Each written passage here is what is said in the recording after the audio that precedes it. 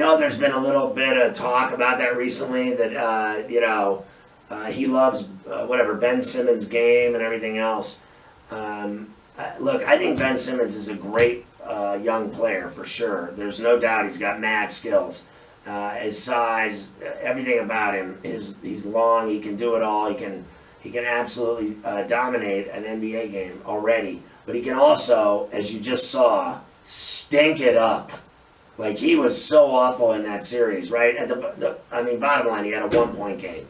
And he's in the game the whole game. And he has 1 point. That's embarrassing. So I don't know if that's his life ambition at his age, is to go play with Simmons or babysit him or whatever else.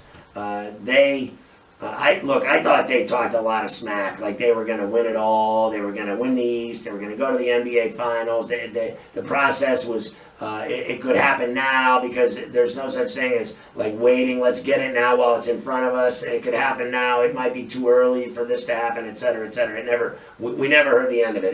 They just kept talking about how Philadelphia was the team to beat, right? And, obviously, they got their ass beat. And so I thought Embiid talked too much, and I thought Simmons didn't produce enough. How's that sound? I thought Embiid talked a lot, and Simmons didn't do a lot. So I'll give you this. They have a massive amount of talent. Their future's bright. It was a great year in Philadelphia for basketball.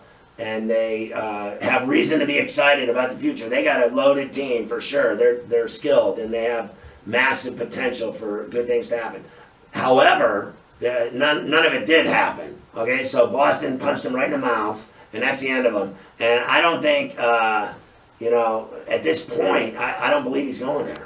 I still don't believe it. I'll believe it when I see it. I think that he's actually, I still think there's a chance he could stay where he is. Just stay right where he is. Keep playing in Cleveland. I don't see the big deal.